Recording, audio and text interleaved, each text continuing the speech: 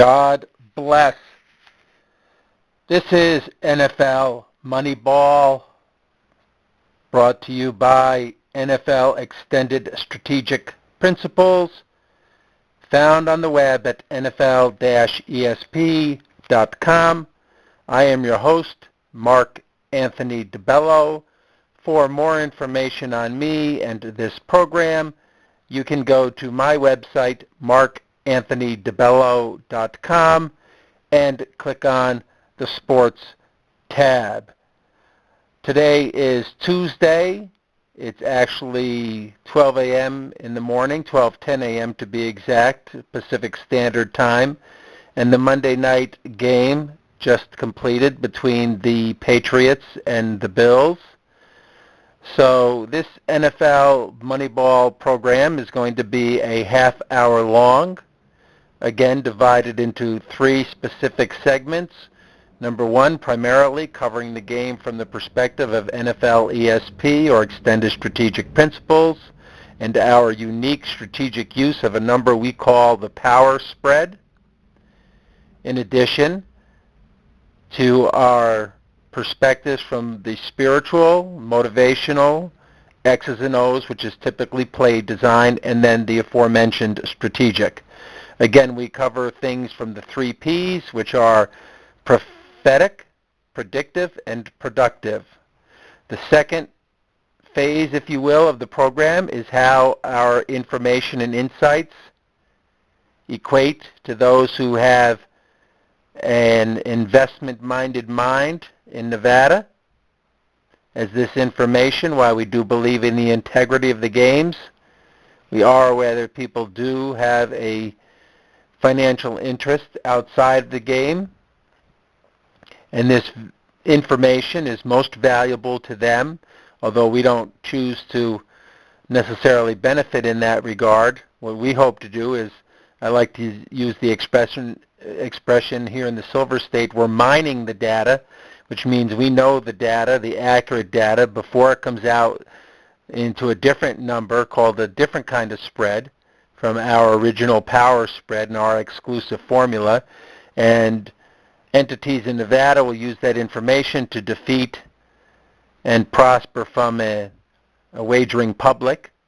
But again, that's not to say that the data is not valuable. And again, as you've heard me profess, it's the most misunderstood and undervalued data in all of professional sports, especially the National Football League. And while I respect the NFL, the commissioner, its owners, into wanting to segregate those two, again, we're just simply trying to apply the data to help coaches make the best probable and productive decisions, which have been guaranteed and proven to increase a team's win production by at least 10 to 15%. And particularly when it comes to making basic strategy decisions. We know the games are broken down into some basic phases, which I'll get to later, but speaking of phases, the third phase is how this information helps those in the fantasy realm, in fantasy football. In fact, one of our top players last week, which not many people had, was DeAndre Hopkins of Houston, who had a very good performance. We actually backed off him a little bit, regrettably, because we realized he was playing Darrelle Revis, but our data, which is very pure, and again, I foolishly used my own, what I thought was insights and a little bit of my own mindset, and outthought myself. I got a little too clever. And then I went off Hopkins and went to Cecil Shorts, the third, who actually had a good game, but not as productive as Darrelle Hopkins or a better value. So we were blessed to be in a national covers contest and placed in that from some of the prognostications and predictions I had in week one. And this was the finals of that. So pleased to prosper in that contest. And again, that information is going to be made available to you if you listen closely to what the NFL ESP data is here that I'm going to remark about.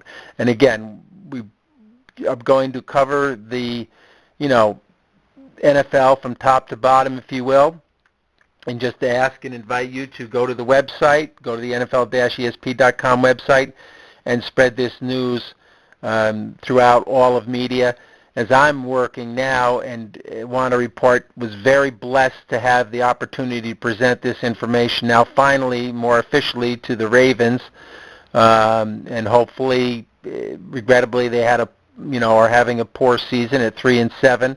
And there's a great disparity between what their power rating and ranking is as compared to what their win-loss record is. And that discrepancy, that's what we work to balance out or to improve or to perfect. And there's a couple teams like that in the NFL, so, that we know we can serve. So, again, I'm going to cover those perspectives. We're going to go over the standings and sort of what the NFL looks like to be toward the end of the season, last week's results, and then the information for this week. So we're 6 minutes into the program, and let me go over a few notes that I made with regards to some general things in the NFL that I heard in the media. And again, this season I'm trying not to listen to the media. It's very frustrating because they're getting paid a large amount of money to give inaccurate assessments on games, including even fantasy. I heard Matthew Berry, again, the quote-unquote fantasy expert on ESPN, and, I respect that he has a job there. I wish I did. But I heard him give his DraftKings lineup. I actually freeze-framed the TV screen, wrote down the lineup, and see he, again, performed very poorly, as he does every week. And I noted the week before his premier player didn't even really score and was one of the higher, more costly players on DraftKings. So I don't understand. I could never go on air and give inaccurate opinions. If I was wrong, I would either A, confess it, admit my imperfection, or I would just not do it. I mean, it's just, to me, you have a great responsibility if you're in the media to relay the truth, which is, accuracy, which is being, seeing the games from God's perspective and his results. God is all truth and he is all knowledge, and if you don't know him, you don't know anything. So anyway, having said that, there was a couple other things I heard in the media I want to make note of. One of those was a player for the Washington Redskins who was saying, and he was ultimately mocked by the two media members I heard. He was speaking about how he thinks that the refs are biased against the Redskins because of their name, and that they're getting unjust calls. Well, you know what? As odd as that might sound, that actually has some relevance to it. You've heard me say repeatedly, home field advantage is biased, deeply psychologically rooted home calls favoring the home team. And this year, more than any other, as we projected last year, home field advantage is 4 to 7 points. And I saw an article on Yahoo saying this is officially the worst refereeing we've ever seen. Well, if you did the data, as I've done and did many, many, many years ago, you'll see that those quote-unquote bad calls, more times than not, are going for the home team. And this Washington player recognized that with their game in Carolina. Whatever the deep-seated factors are, I even mentioned and finally got to mention to Mr. Bisciotti, the blessed owner of the Ravens, and I can't guarantee he's reviewed it, but I was able to forward it to him, and I don't want to reveal too much because I do want to keep a ministerial and confidence. But again, we just noted home field advantage and how there's much in society nowadays there's 32 churches in the world, or in at least the nation, and those are the 32 NFL teams. And surely people, go to the games on Sundays, they watch the games on Sundays, but all that aside, there's a lot of societal and cultural issues that have to do with helping a team in their home field advantage. Surely it's just the course of the game, and you're going to get those biased calls. I, again, see them this week and can name some of the teams that get a really profound home field advantage. The Bengals at home, the Eagles at home. And what you'll also see is that when these teams aren't at home or, in other very, biased stadiums like Denver and Seattle, when those teams are home, you really can see the balance. You can see how these teams perform when they don't get the home call. So, anyway, having said that, and speaking of the Ravens, I did want to make a note on the Rams game. where I saw Case Keenum go down with the concussion that a lot of people are talking about, and what happened with Joe Flacco, which I hate to see, and Justin Forsett, which I hate to see injuries. But again, what I wanted to say more about the Rams is that with Case Keenum in there, who I thought would actually play well, played quite poorly, and should never have been in there on that play where he got concussed, and I don't believe he would have fumbled, and I think that game would have went the other way. But again, with the officiating and certain things that are being done, the NFL needs to, police things better, I guess, in the media or through the media, as we like to do, use the media to police, the powers that be. But the other thing I'll say is I made a note on officiating many, many years ago. I wrote it's about time that the NFL hired professional referees. I mean, the guys they have now, many are very competent, but they all come from other professions. A lot are lawyers and, accountants and whomever. But again, they should be hiring professional referees. These guys should train all year long. You'll have a long, long list, even if you pay, the bottom, low-level salary for the year. You're going to have a lot of people who are willing to do that and want to do that job, and that in its own way will get, a high quality, refereeing crew. If you want to just keep one guy from the existing crew to man or to head up, somebody who is quote-unquote part-time, has a lot of experience. There's a handful of, I don't know, maybe there's got to be at least, if you've got 16 games in a weekend, 16 of those guys that can, head and lead the, this new professional, quote-unquote professional crew. But anyway, so moving forward, let me go over the standings a little bit and some of the games from last week. And then we'll get to the games this week. I have a note about Monday Night Football, and I think that note, again, is about the media.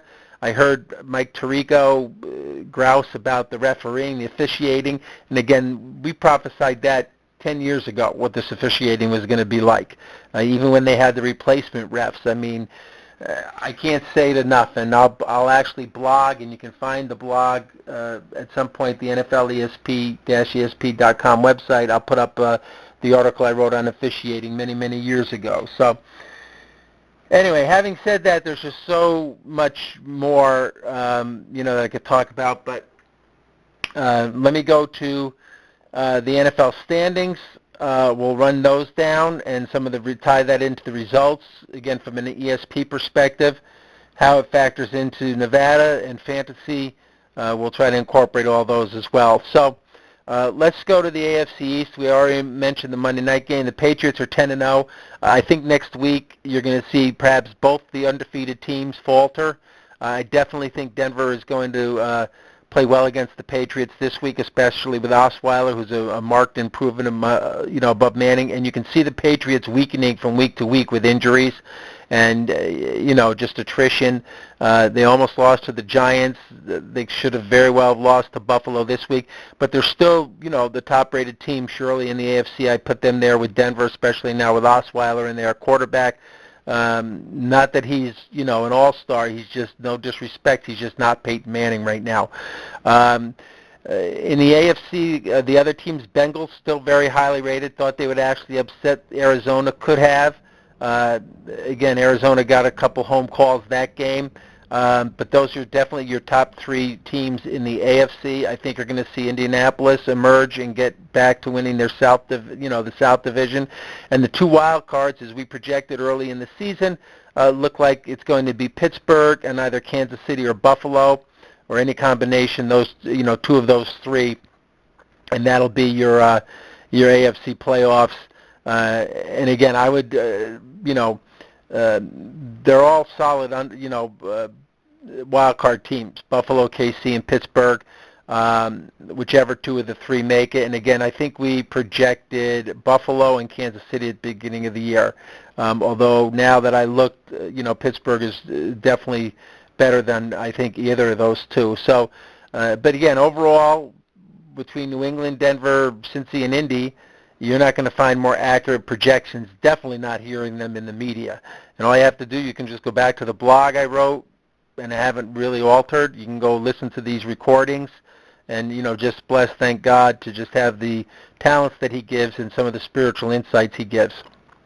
So part of the moral to that story is this, is if you're not one of those teams who's going to be in the playoffs, you better start thinking about next year right now, however that manifests itself, whether it's coaching changes or one of the big strategies we have, and I can reveal this here because a lot of people may, and I think I've mentioned this before, is one of the best strategies is to not change your coaching staff. Know you're going to change them, and then that will improve your draft pick, because if your coaching staff isn't doing the job now, they're not going to get it right by the end of the season. So you don't want to make any, dramatic changes to start improving and end up being, let's say 9-7 or 8-8 in the NFL and not making the playoffs. That doesn't do you any good at all. That's like, quote unquote, being on the bubble in a poker tournament. You know what I mean? You just miss out. You might as well have stayed home and saved your entry fee. Okay, so, and thankfully I was blessed to make a bubble, if you will, in this FanDuel contest we were in. But again, probably, definitely would have won that thing if I didn't make two egregious errors, which was trading out DeAndre Hopkins at the last minute, who I liked all along, and then switching to the Eagles from the defense that did much better. And I can tell you about the Eagles, as we picked them at the beginning of the year, but I'll get to that when we get to that NFC. But let's get to the NFC since we're there now. I mentioned the Eagles won't have more than 5 wins this season. That looks to be highly accurate, projected all that's happened with them, right now. And the defense you're going to see is breaking. They broke last week to Tampa, and I think you're going to see them break this week to Detroit, and through the rest of the season they're going to let up a lot of points. Their offense is so poor. The team is so poor overall. But the offense much weaker than the defense, and once one side of the ball weakens and breaks, and you see this with the Ravens as well, the other side literally breaks, whether that's injuries or just lack of production, and poor Justin Forsett and Joe Flacco. I mean, the Ravens defense broke early in the year, and now it's finally caught up to the offense, and that's what you tend to see, and you're going to see that again with this 5-win Eagle team, who's, again, in that poorest of all divisions, the NFC East and the NFC South. So we spoke about the East. It's a match race to the end here. Basically, the Cowboys are going to catch up. We had the Cowboys winning at the end of the beginning of the season at 7-9. That very well could be the truth. I know it won't be the Eagles. And we had the Redskins second and the Giants third. So if you look to the games this week, I think you're going to see that as well. The Redskins defeat the Giants. They should have beat them early in the season. And again, I'm going to factor in the results from last week's games more so as we go through the standings here. I spoke about the South. Carolina on top, undefeated, overrated still, but a good team nonetheless.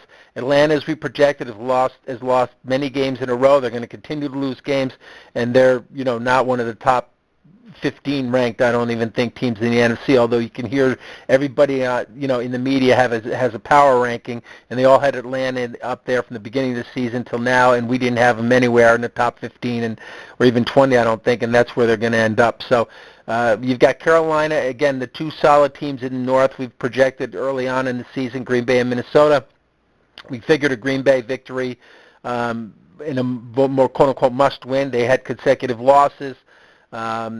Minnesota had consecutive wins. Just so you know, for whatever reason, God is a God of math. Math is one of his languages. Whatever you're doing in life, there's basically a mathematical equation to doing something 3 times in a row, and that means the probability of that is 7-1, and the probability of doing something 4 times in a row is 15-1. Just for your information, 5 times in a row is 31-1, and then you can go up the scale. 6 times in a row is 62-1. But again, that just shows you the the life, if you will, percentage or probabilities to doing something consecutively.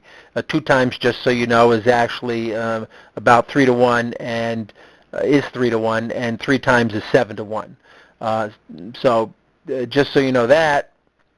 That can give you some insights when it comes to predictions, prognostications, and as I meant to even just mention to the Ravens last year, the Ravens actually peaked in 2014. Although we projected New England and Seattle to be in the Super Bowl, the Ravens were actually the highest power-rated team.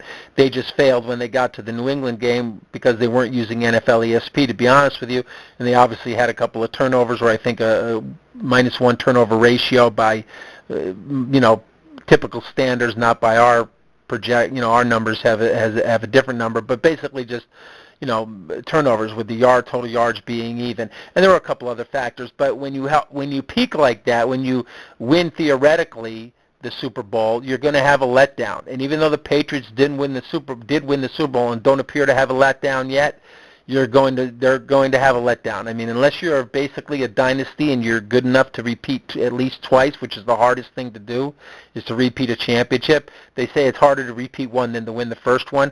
I don't think, again, you're going to see the Patriots necessarily repeat. Getting Brady not to have to serve the suspension, that definitely altered what we had planned, projected at the beginning of the season. But anyway, so let me get through these quick because we only have about 10 minutes left in the program. Arizona and Seattle will be your two teams there. We had thought the Rams might be able to do it at the beginning of the year, but again, their quarterback issues, Foles, that's why, we ranked him higher than Bradford, but still low. That's why Kelly even traded him in the first place. So, and then the East, we already spoke about, the weakness of that division. And then so again, I mean, there should be your division, your playoff teams right there: Carolina, Minnesota, Green Bay, Arizona, Seattle, and I think the Cowboys can get there. I do think they can catch up now that Tony Romo's back in the lineup. They are the strongest team in that division. The only other team I think could surprise is Washington. But anyway, so going over last week quickly in the scoreboard, and then we're going to get to this week.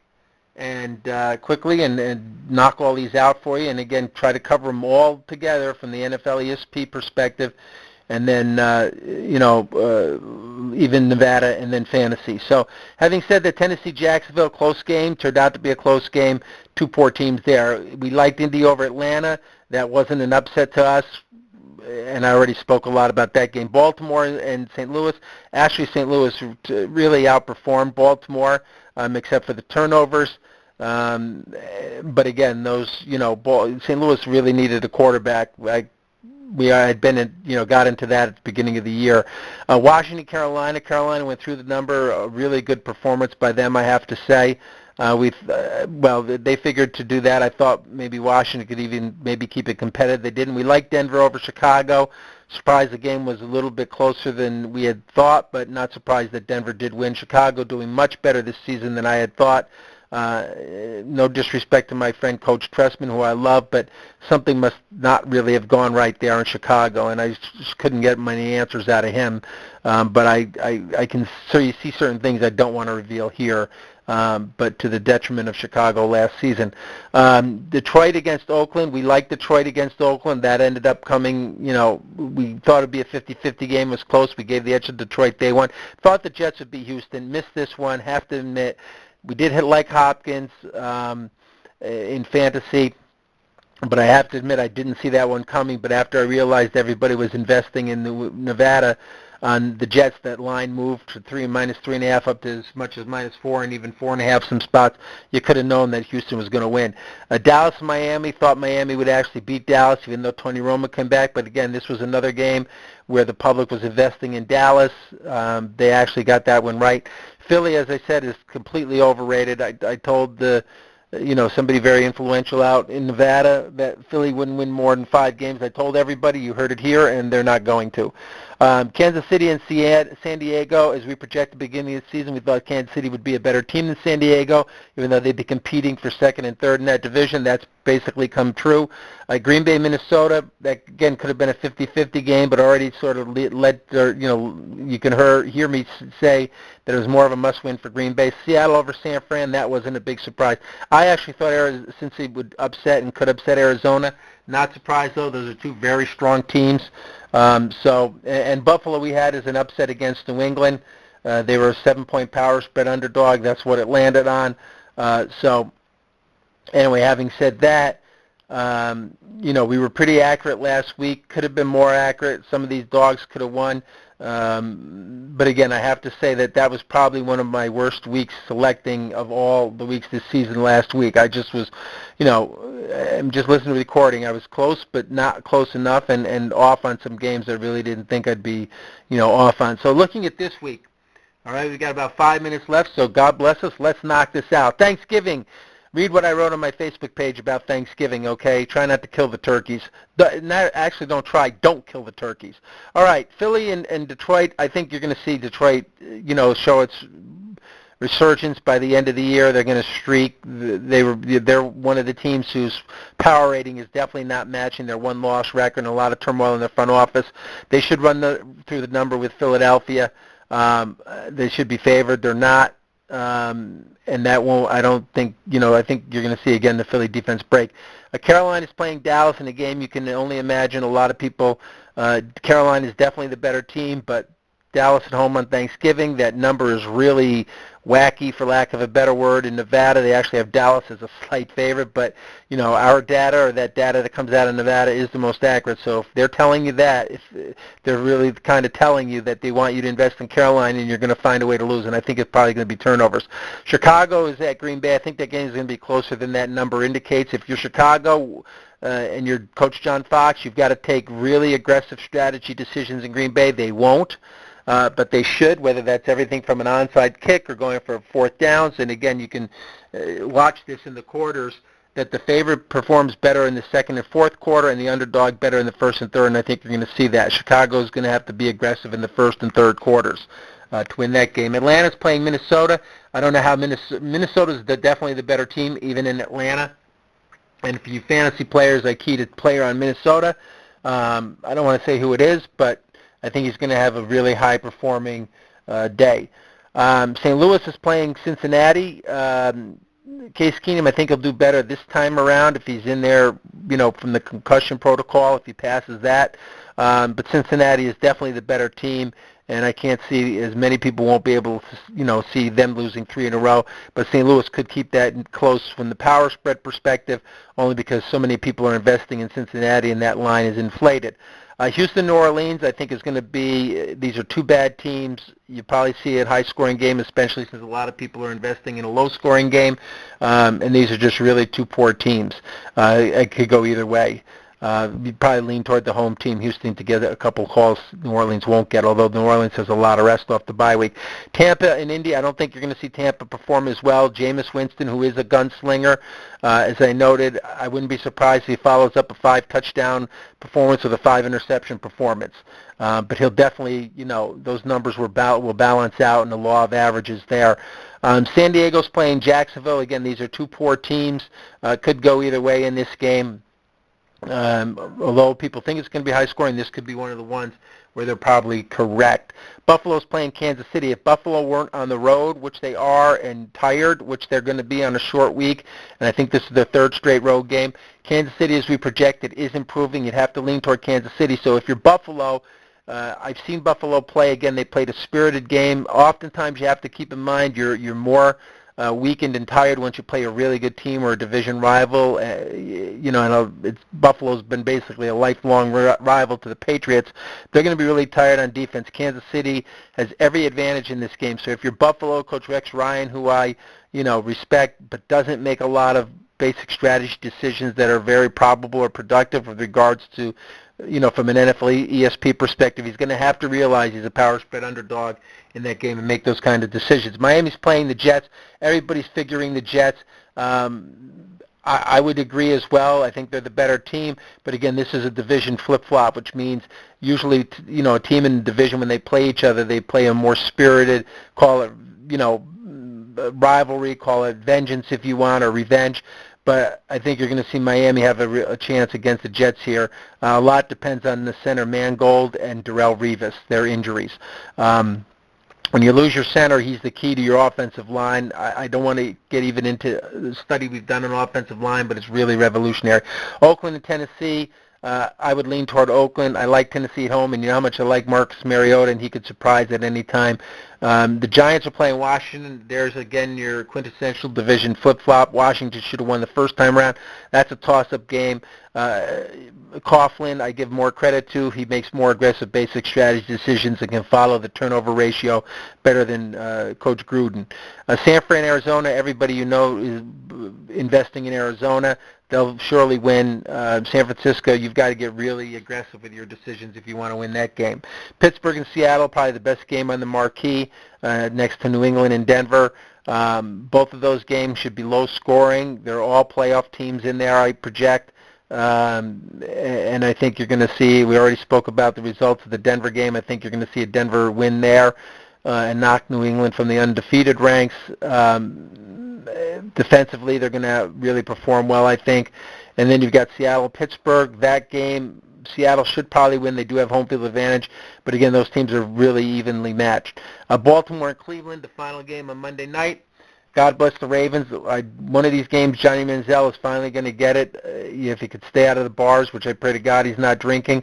But Cleveland's had a really powerful schedule. To play a weak team like Baltimore, I think will be a real strength for them. So anyway, so that's it. Listen, our time is up. Happy and God blessed Thanksgiving to everybody. Again, please don't kill the turkeys. God love you and God bless you. This is Mark Anthony DeBello. This has been NFL Moneyball, found at NFL-ESP.com. God bless.